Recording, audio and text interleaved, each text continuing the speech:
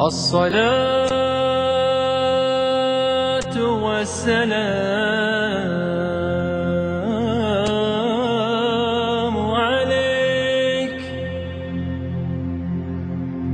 عليك يا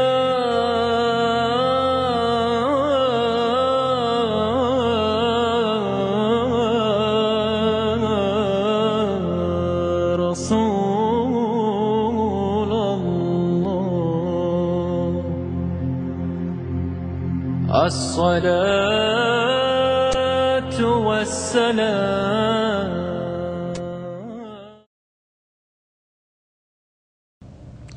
Assalamu alaikum wa rahmatullahi wa barakatuhu. This is Abdul Nasir for Quran Weekly. Inshallah, we'll be talking about the prayer and specifically about punctuality with the prayer, being regular about the prayer.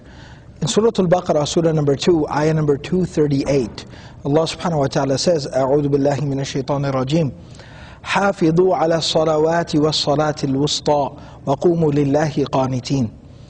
Allah subhanahu wa ta'ala in this ayah, He commands us, حافظوا.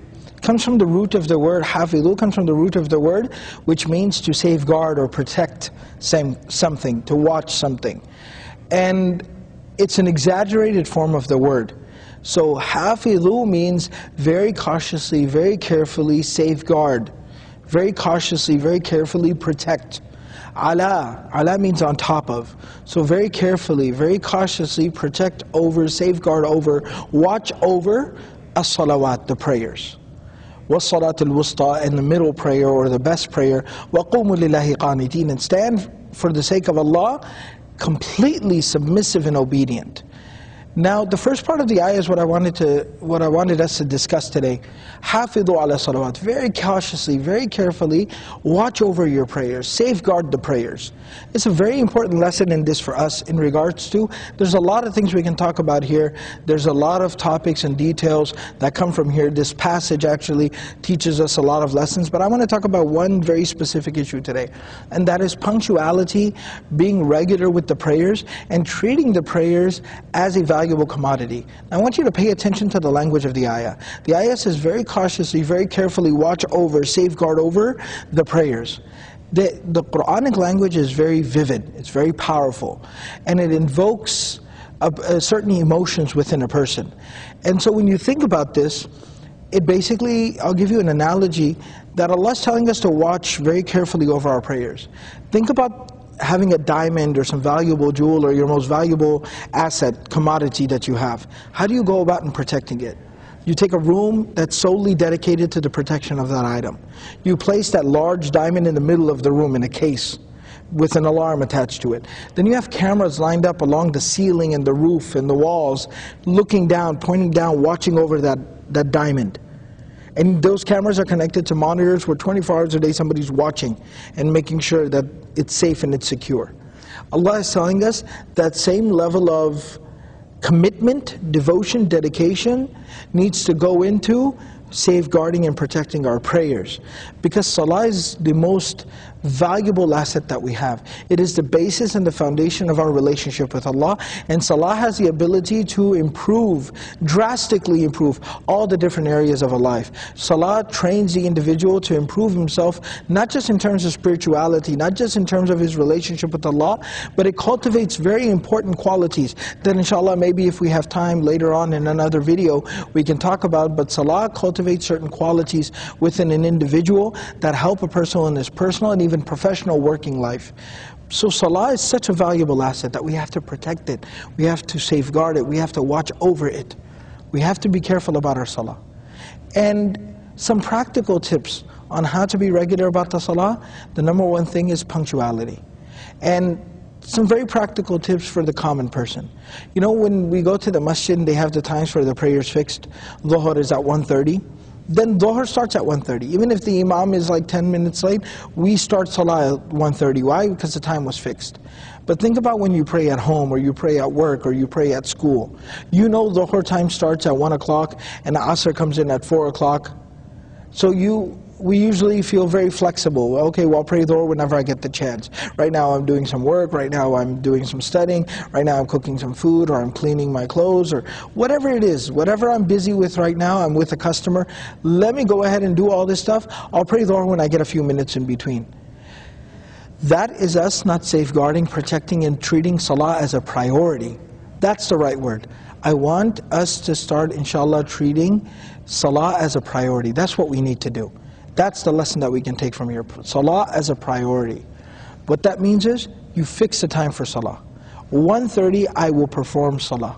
If you're at home or you're at work and you have co-workers, call the adhan. Line up and pray together in congregation, in jama'ah, 1:30.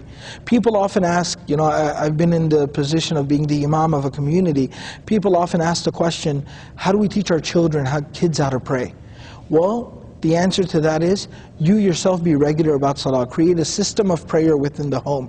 Create timings for the prayer. When it's 1:30 at home, the son is told to call adhan, everybody lines up and everybody prays at that time. Not that everybody's praying in their own rooms and they're praying whenever they get the chance. No, but treat Salah as a priority. Make it important to you. And what will happen because of that?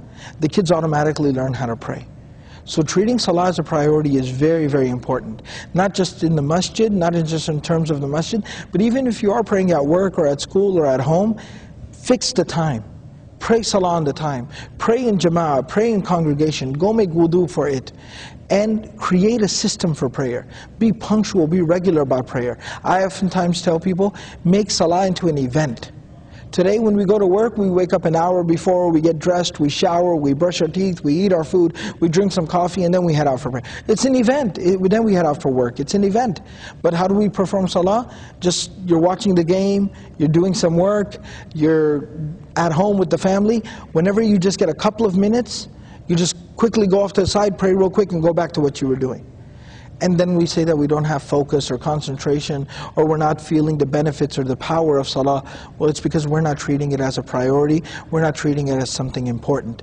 So that's, inshallah, a very important message for all of us to take home, immediately implement, and that is, treat Salah as a priority. Make Salah an event in your life. 5 times a day you have these small events taking place. It is your #1 priority 5 times a day, and inshallah you will start to see the benefits, and you'll start to find focus and energy within your Salah. That's how you can teach your friends and your family members and your younger siblings. And if some of you watching have children, or inshallah one day will have children, that's how you can teach your own children how to perform Salah as well, is by yourself being punctual. The Prophet ﷺ was once asked, what's one of the most beloved acts that someone can do to Allah? What is one of the most blessed things a person can do? One of the most beloved things to Allah that a person can do?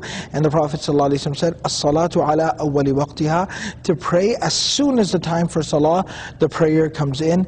Inshallah, let's all make a promise to ourselves and to Allah subhanahu wa ta'ala that we will start performing Salah regularly, and we will perform Salah on time, and we'll be punctual, and we'll fix the time for prayer.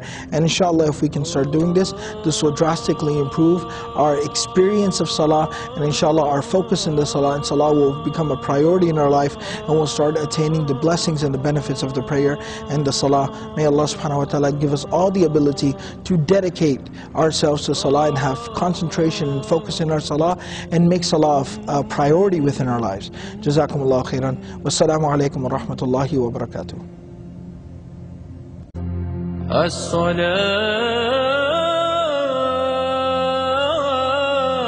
والسلام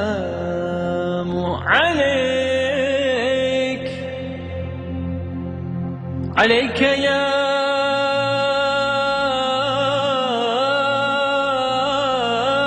سيدي عليك يا